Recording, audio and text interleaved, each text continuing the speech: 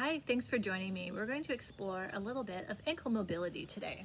So you can do this sitting on a chair or sitting on the floor. I'm on a day bed outside on the patio today. And I've just brought a pillow under my leg just to support my leg. You can bring a block or you don't have to have anything at all. Even if your leg is kind of suspended in the air, that's fine too. Just be in a place where you feel comfortable.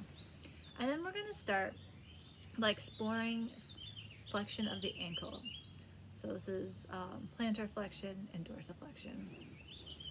And we want to see if we can let the movement come purely through the ankle. So if you notice, like if you watch my toes right now, the toes are doing more movement than what's actually coming through the ankle. There's actually no movement here.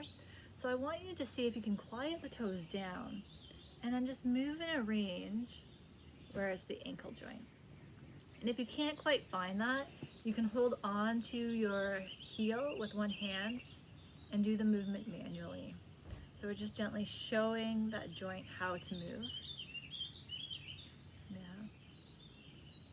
And then you can come back to the movement again. So the lower leg and the knee feel good. There isn't a lot of movement here. Oop, my toes were going a little bit there, so I'm gonna go a little bit smaller.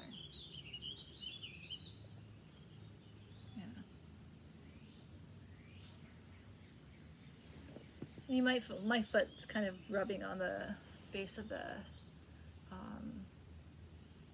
day bed here. So if I have my leg lifted up a little bit higher, yeah, it's a little bit different. So you just kind of have to explore. And then we can try the other side. Move my foot out of the way.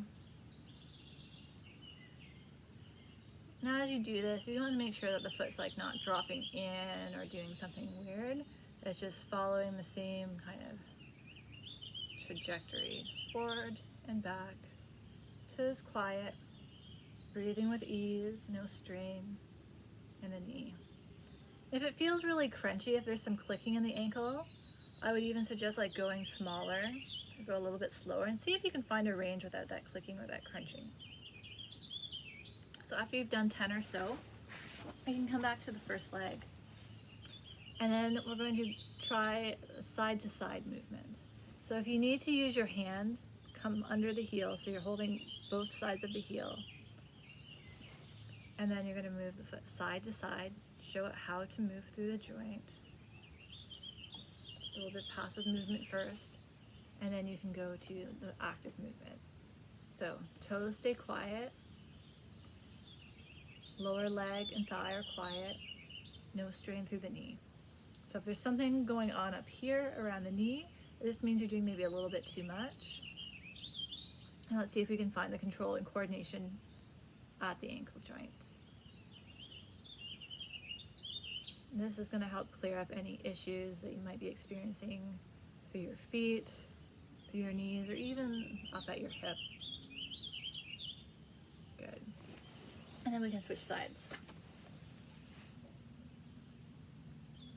So my ankles are typically pretty crunchy, they click a lot. I'm not doing too bad right now.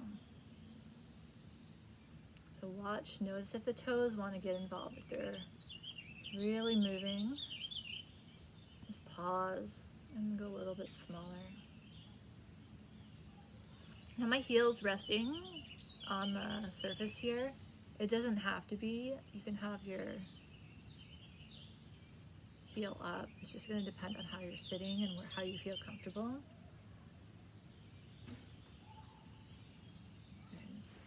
And we'll come back to the first side again. And this time we're going to explore rotation. So taking the ankle in little circles. And you can think about your toe drawing circles in the air as long as the toes are not actively moving. You can see if you can let it come through the ankle.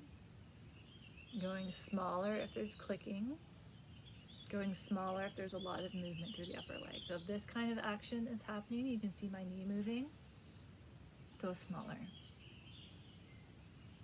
And then you can explore going both ways.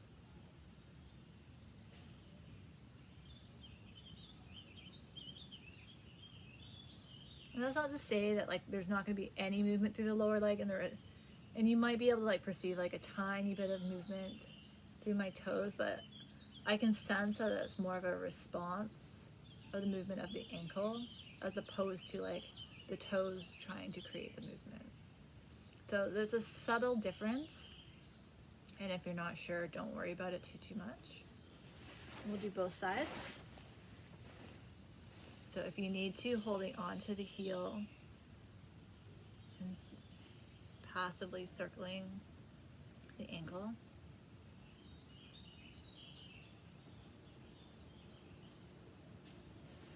And then try it actively. If you absolutely cannot move the ankle without the toes or without a lot of movement or strain up here, just do it with your hand.